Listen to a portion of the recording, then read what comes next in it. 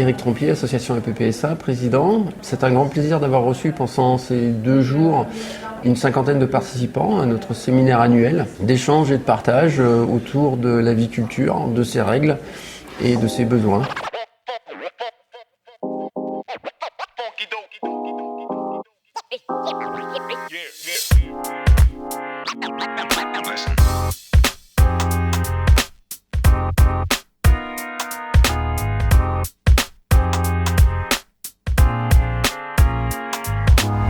C'est une information qui nous a été très utile, n'est-ce pas Kamel ? Oui. Voilà, et l'idée de ce séminaire, c'était surtout d'inviter une autre fédération, une autre association, un peu différente, à partager autour d'une même passion. Voilà, donc on a mis ensemble les becs droits et les becs crochus.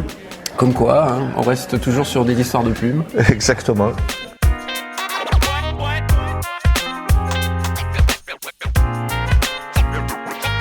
Kamel Latrèche, président de EIE France et les éleveurs d'indigènes et exotiques. Nous sommes une association d'éleveurs de faune européenne et exotique bec droit. Nous faisons pas mal d'ateliers pédagogiques avec des enfants de quartiers en difficulté.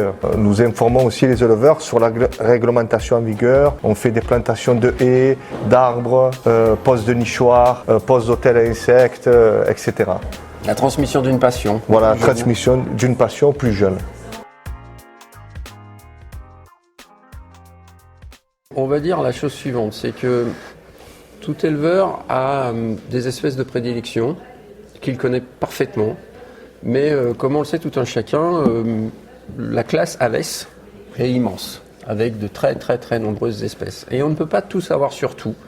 Et là, on se retrouve avec une diversité de participants à ce séminaire où chaque participant va élever certaines espèces qui ne seront pas élevées par d'autres participants.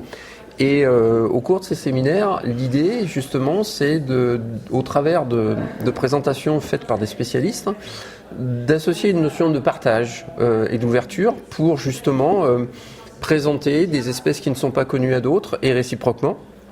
Mais aussi, on s'aperçoit une notion assez importante, comme tu l'as mentionné justement sur cet aspect d'administration.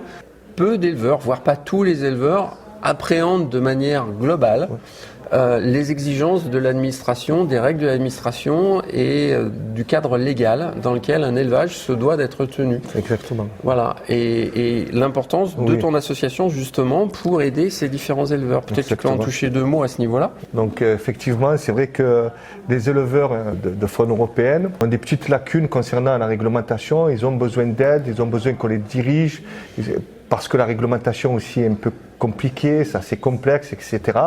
Donc on essaie aussi de vulgariser les textes réglementaires et de leur expliquer l'importance de respecter la réglementation en vigueur.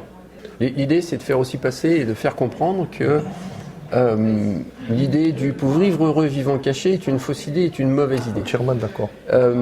Nous avons une administration qui est là pour s'assurer que les règles sont appliquées correctement. Il est important pour nous de faire passer le message au niveau des éleveurs que l'administration n'est pas le gendarme qu'il faut absolument éviter, mais c'est le partenaire avec qui il faut discuter, avec lequel il faut travailler et avec lequel il faut construire ensemble.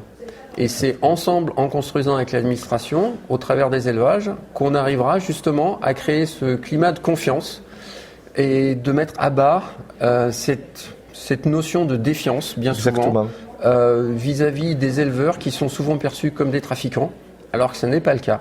Ce sont des personnes qui sont amoureuses de leurs animaux, ce sont des personnes qui se saignent aux 80 pour leurs animaux. Majoritairement qui respectent les règles. Majoritairement qui respectent les règles, mais qui parfois peuvent avoir des petits manquements. Exactement. Petits manquements qui peuvent être facilement corrigés et rectifiés avec l'aide d'associations comme les nôtres, Voilà. qui vont être là en support, en assistance et en cas de problème aussi, pour aider à aider un peu les choses, à les ramener dans le cadre légal.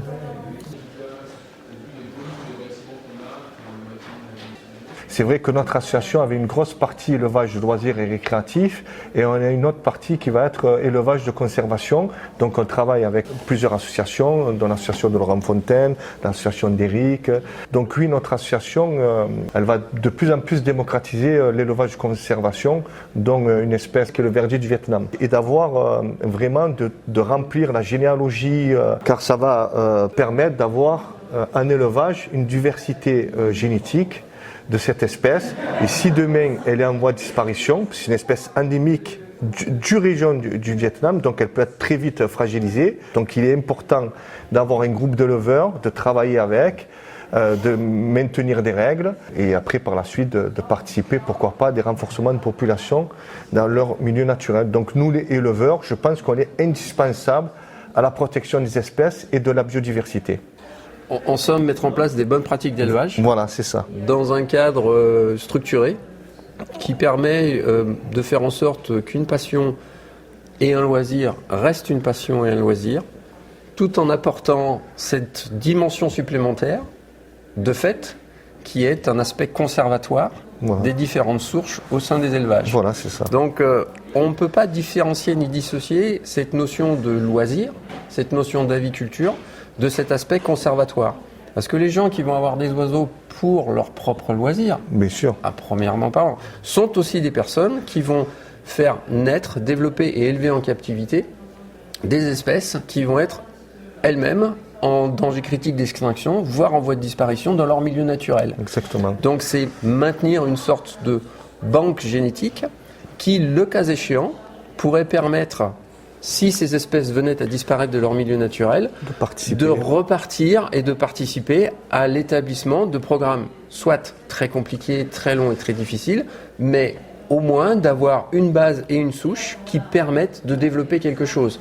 Parce que si une espèce s'éteint dans son milieu naturel et que cette espèce a aussi disparu des élevages, cette espèce est définitivement perdue et éteinte. Exact. Donc on peut conclure que l'élevage et l'aviculture contribue à la préservation des espèces au titre de la conservation d'un patrimoine génétique ex situ, qui, le cas échéant, peut servir un petit peu comme de banque. Comme on a une banque avec des graines qui sont stockées dans les pays nordiques ou les pays froids, eh bien c'est exactement la même chose. Et plus nous aurons d'éleveurs qui diversifieront les espèces qu'ils détiennent, plus nous aurons justement cette banque génétique et enrichir cette banque génétique pour plus tard. On va avoir le repas et puis on reprend, je crois, à 14h, c'est ça? On reprend à 14h de mémoire? Hein? Oui, c'est ça? Bon, ben on essaiera d'être tous à l'heure. Allez.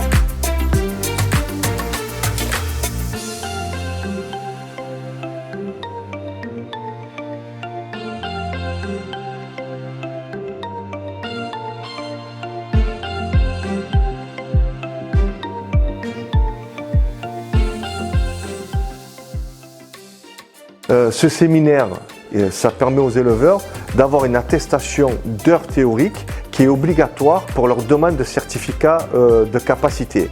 Et tous les sujets qui ont été abordés, c'est des sujets obligatoires qui sont définis par un arrêté qui est l'arrêté du 12 décembre 2000.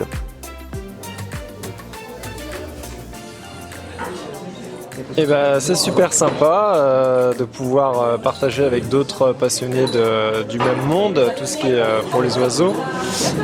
Donc là, il y avait 2 associations, bec droit et bec crochu, on va dire, et donc c'est une façon de se rencontrer qu'on ne pourrait pas le faire ailleurs.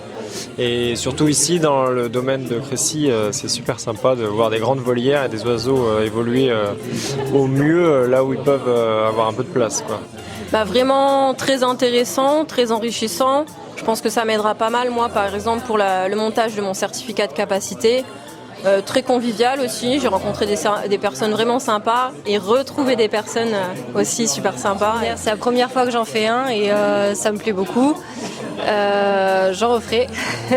J'ai appris vraiment beaucoup de choses et on partage avec d'autres passionnés et c'est vraiment top. Depuis que je viens au séminaire de PPSA, c'est toujours très très intéressant, très enrichissant.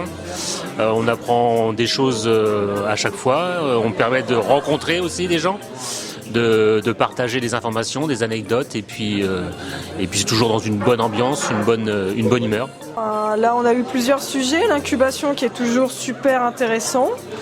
Qu'est-ce qu'on a eu d'autre de bon? Bon, la réglementation c'est moins drôle mais bon, ça reste toujours intéressant. Et l'intervention du vétérinaire aussi, ouais, qui était vraiment très bien. Ah bah, c'était super intéressant, il y avait pas mal d'infos. C'est plutôt convivial également comme événement. Puis bah, du coup, moi je faisais pas partie de l'association et je pense que vous avez gagné 2 adhérents en plus. J'espère que cette fin de séminaire vous sera agréable, vous continuerez de voir plein de choses. Je vous remercie encore de votre présence et puis en espérant qu'on pourra refaire ça l'année prochaine, peut-être ici ou ailleurs, avec encore plus de monde. Voilà. Merci pour tout.